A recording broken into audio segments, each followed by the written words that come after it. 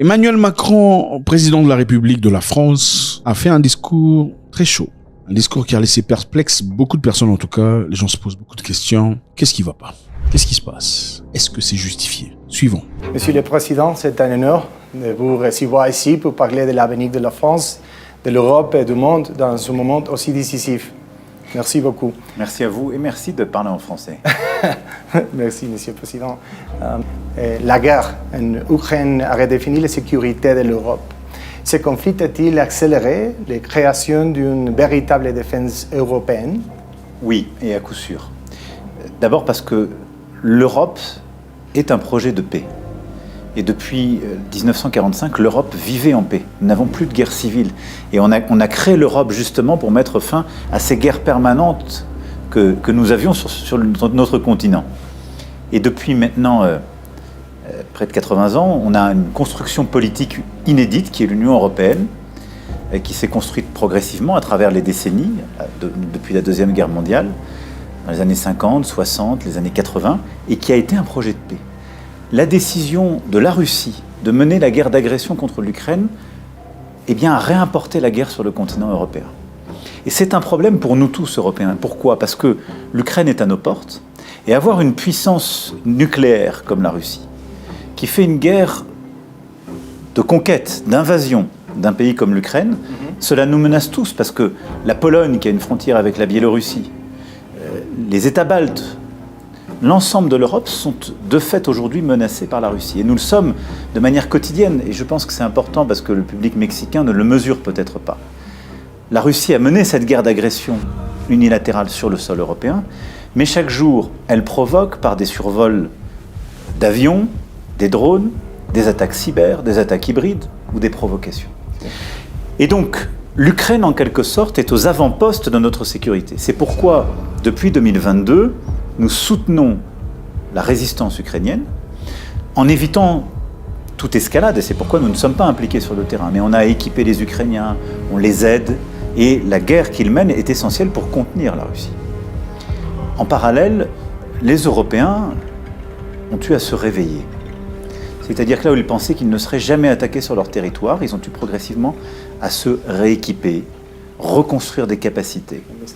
Et je dirais ces dernières années, ils ont en particulier mesuré qu'ils devaient le faire aussi pour eux-mêmes. La France est un modèle un peu particulier, nous avons toujours gardé notre indépendance, mais beaucoup de pays étaient dépendants, par exemple, des capacités militaires américaines. Nous devons nous équiper davantage, mais avoir plus d'autonomie. Et enfin, le jour où une paix est négociée, il faudra que les Européens aident l'Ukraine à dissuader la Russie de toute nouvelle incursion. Tout ça pour vous dire que la guerre d'agression russe en Ukraine a été un moment de réveil stratégique des Européens. C'est un moment de menace et il a impliqué tous une réaction, des investissements pour aider les Ukrainiens, mais surtout un réarmement des Européens. Et donc le moment que nous vivons, c'est un réveil géopolitique de l'Europe qui doit retrouver une autonomie stratégique. Et donc dépenser plus pour sa défense, être plus autonome et donc produire davantage en européen, construire des capacités communes, mais aussi le faire dans tous les champs économiques qui permettent de bâtir cette autonomie. Donc pour toutes ces raisons, oui, l'Ukraine a été un moment de réveil qui impose de enfin créer cette Europe de la défense. Alors au sein de l'organisation du traité de l'Atlantique Nord, mais avec une Europe qui a sa propre autonomie en matière de défense. Et les Européens peuvent maintenir un soutien durable à l'Ukraine si les États-Unis se retirent? D'abord, il faut tout faire pour que les États-Unis restent engagés, c'est aussi leur guerre. Et ça, je pense que c'est important de le mesurer parce que les États-Unis ont soutenu l'Ukraine à nos côtés depuis le début. Cette guerre n'est pas conforme à la Charte des Nations Unies et je pense que c'est la crédibilité aussi américaine dans le soutien à l'Ukraine qui est en jeu, comme notre crédibilité. Donc je veux plutôt voir un soutien américain qui va rester dans la durée. Et je pense que les dernières semaines ont plutôt marqué une volonté américaine d'essayer d'avoir la paix, ce qui est aussi notre objectif, une paix durable, robuste, mais de rester engagé aux côtés des Ukrainiens pour les aider à se défendre et justement à pouvoir négocier la paix dans les meilleures conditions. Quoi qu'il en soit, les Européens ont bâti des solutions techniques et nous sommes en train de le faire pour donner de la visibilité aux Ukrainiens et ne pas être en situation de dépendre. Nous vivons dans un monde multipolaire où les sphères d'influence se décident autour des États-Unis, de la Chine et de la Russie. Et quelle place la France occupe-t-elle sur cette nouvelle carte du monde? Je ne suis pas sûr que la Russie soit un pôle. La Russie est une puissance régionale qui est dotée de l'arme nucléaire. Il y a d'autres puissances qui peuvent jouer le rôle de déstabilisation et qui ont cela. Il y a en tout cas les deux premières économies du monde sont en train de s'affronter, ça c'est vrai. Et il y a une tentative de restaurer des sphères d'influence. Est-ce qu'on est obligé de céder à cette logique? Moi je ne crois pas. Et ça n'est pas du tout la position de la France.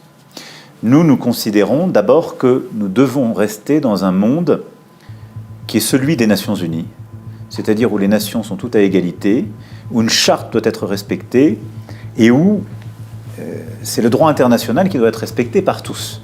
Si on commence à rentrer dans des sphères d'influence, on accepte que, en quelque sorte, on bâtit un nouveau féodalisme international. Ce serait un formidable recul en arrière, parce que c'est la loi du plus fort qui prévaudrait, et donc des dépendances qui se créeraient à nouveau.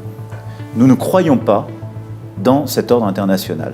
On croit dans un ordre multipolaire, mais avec un multilatéralisme efficace, et donc où les États coopèrent pour bâtir des solutions, comme on l'a fait par exemple au moment du Covid, et donc où on coopère sur la santé, où on coopère sur le climat, où on coopère sur l'intelligence artificielle, où on coopère sur la paix.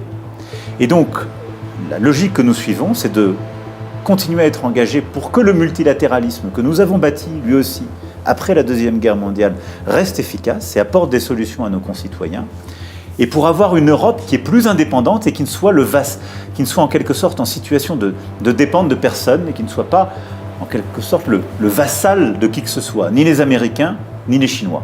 Nous avons un allié historique, les États-Unis. On a toujours été du côté de la liberté ensemble. Nous avons des relations avec la Chine, partenaire commercial, partenaire sur les questions climatiques et autres. Mais nous ne voulons dépendre de personne. Et nous voulons pouvoir coopérer avec le Mexique, avec l'ensemble de l'Amérique latine, avec le continent africain, avec le Proche et Moyen-Orient, avec l'Asie du Sud-Est et la stratégie Indo-Pacifique que nous avons bâtie. Et donc, ma conviction, c'est que la France et l'Europe doivent continuer à être des puissances d'équilibre, qui croient dans le multilatéralisme efficace et qui cherchent à garder leur autonomie. Monsieur le Président, de nombreuses institutions internationales, des Nations Unies au FMI, traversent une crise de légitimité. Sont-elles encore capables de représenter le monde d'aujourd'hui? Vous avez le bon terme, c'est une crise de légitimité. Qu'est-ce que ça veut dire? D'abord, il y a une crise d'efficacité. Si on prend les Nations Unies aujourd'hui, nous sommes bloqués. On le voit sur les grands conflits, on n'arrive pas à avancer, à régler les choses. Pourquoi? Parce que les puissances qui sont autour de la table et qui ont un droit de veto se bloquent elles-mêmes. Il n'y a pas de fatalité à ça, il faut faire avancer les choses. Et d'ailleurs, c'est au cœur de l'agenda que nous avons, Mexique et France ensemble, puisque nous portons une initiative qui consiste à limiter le droit de veto quand des crimes de masse sont commis.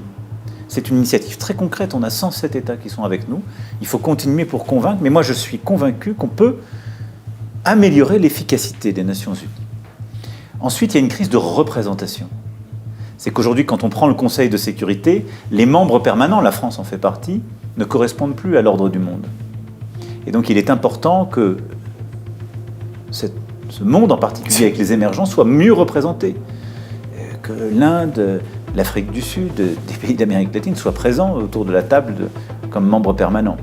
Et quand on parle du FMI et de la Banque mondiale, c'est la même chose. On a besoin d'améliorer la gouvernance, parce qu'elle a été construite avec justement des droits de vote qui sont beaucoup plus contraignants, et on a besoin d'améliorer son efficacité. C'est le cœur d'ailleurs d'un agenda qu'on a bâti à Paris en 2023, avec le pacte pour la prospérité des peuples et de la planète, le 4P, qui a pour but, entre autres, de réformer la gouvernance mondiale des grandes institutions financières que sont le FMI et la Banque mondiale, pour leur donner plus d'efficacité, plus de légitimité aussi. Et donc pour toutes ces raisons, on est à un moment de refondation. Mais parce qu'on est à un moment de multicrise. C'est-à-dire qu'on a des guerres qui reviennent et des conflits qu'on n'arrive pas à régler. On a le changement climatique avec ses impacts directs. On a une crise sécuritaire avec la montée du terrorisme dans beaucoup de régions. Puis on a des grands défis collectifs, en particulier technologiques. Et j'en passe. Donc pour toutes ces raisons, on a un ordre international qui est sous pression. Et c'est pourquoi c'est le moment propice pour le réformer. Donc il y a une solution à cette crise de légitimité, c'est rendre les choses plus efficaces, ce qu'on fait avec le Mexique en proposant de limiter le droit de veto, et améliorer la représentation et la représentativité à l'ONU, à la FMI et à la Banque mondiale. Et tout à fait, mais la France peut-elle jouer un rôle moteur dans leurs réformes? La France, en tant que puissance dotée de l'arme nucléaire, membre permanent du Conseil de sécurité, avec la présidence du G7 que nous prendrons l'année prochaine, peut jouer ce rôle, mais pas seul, avec d'autres, et c'est conforme à ce que je vous dis depuis tout à l'heure. C'est-à-dire on peut le faire si on s'associe avec des grands émergents, si on arrive à être aussi un pont en quelque sorte entre les États-Unis et la Chine.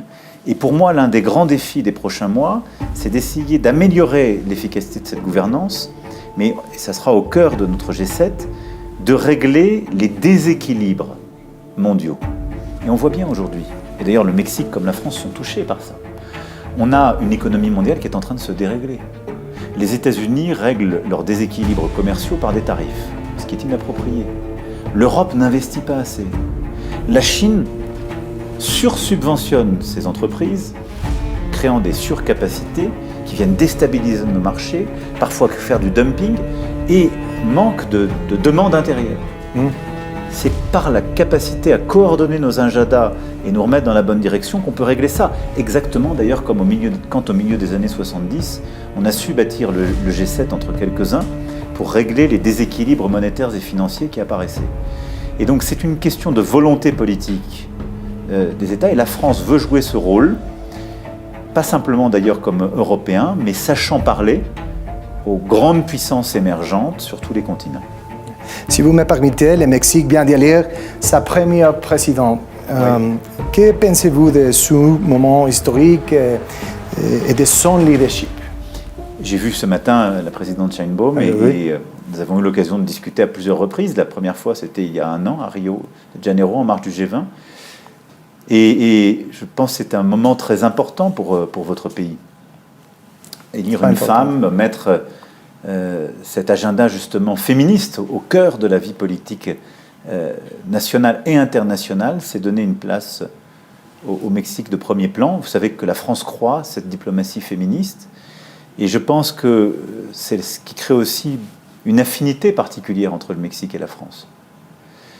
J'ai vu dans la présidente Sheinbaum ce matin une femme d'État qui croit dans la dignité humaine, en effet dans cet agenda d'égalité entre les femmes et les hommes, qui veut un pays fort économiquement, mais de la justice sociale, qui veut continuer le combat contre le dérèglement climatique et qui veut se battre pour la paix dans l'ordre international. Autant de choses sur lesquelles la France rejoint le Mexique. Et donc je pense qu'avec votre présidente, nous avons aussi une nouvelle page que nous voulons ouvrir entre nos deux pays et qui va se déployer toute l'année prochaine en particulier, qui est l'année du bicentenaire de nos relations diplomatiques. Et nous voulons renforcer nos liens économiques dans beaucoup de secteurs, renforcer nos liens culturels et renforcer aussi notre agenda commun sur le plan international. L'intelligence artificielle transforme les économies et même la politique dans le monde entier. Comment voyez-vous la place de la France dans ce nouveau paysage technologique? C'est un créateur, un régulateur ou un concurrent? Un peu de tout, si je puis dire. Mais l'intelligence artificielle, c'est une révolution en cours.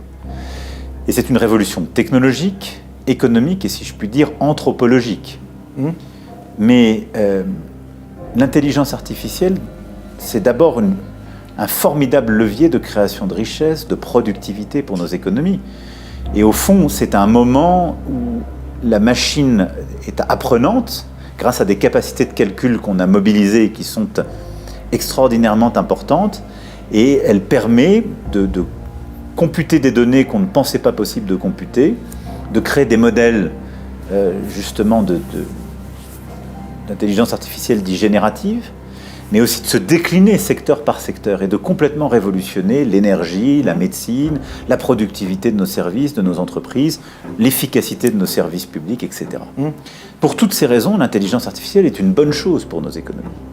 Dans le même temps, par ses usages, elle peut déstabiliser le fonctionnement de nos démocraties, de nos sociétés. Elle génère du langage, elle génère des images qui ne nous permettent plus de distinguer parfois le vrai du faux, la création humaine de l'artefact. Et donc, ceci suppose aussi qu'on l'encadre, et donc qu'elle corresponde à des valeurs. Et donc, comment nous voyons les choses? D'abord, la première chose, nous devons être des créateurs et des innovateurs. Parce que si on n'est pas dans le camp de ceux qui créent, qui innovent, on n'est pas dans le jeu, donc on ne sera plus là pour réguler. C'est pourquoi la France a bâti depuis 2018 une stratégie de l'intelligence artificielle. On l'a renforcée, déclinée au niveau européen. En février de cette année, nous avons reçu un sommet pour l'intelligence artificielle. Et au fond, le défi, c'est pour les Européens aujourd'hui de créer davantage de capacités de calcul, parce que c'est l'une des batailles clés, mais aussi de relocaliser nos données et d'avoir la souveraineté sur les données. Et donc la bataille aujourd'hui, c'est souveraineté sur nos données, souveraineté sur les capacités de calcul et d'avoir des champions, justement, d'intelligence artificielle dans tous les domaines. De ce que j'ai pu voir, sentir aujourd'hui. Et je veux vous dire que vous pouvez voir la France comme un pays ami. Vous pouvez voir nos entreprises, nos créateurs, nos chercheurs comme des amis véritables. Parce que nous avons la force de cette histoire passée, mais surtout, je crois, une même lecture du monde et une même idée de ce qu'est l'humanité. Donc merci beaucoup de m'avoir offert l'occasion de le partager avec vous ce soir. Muchas gracias a usted y bienvenido a México siempre. Muchas gracias. Muchas gracias, presidente. Muchas Macron. gracias. Muchas gracias. Gracias.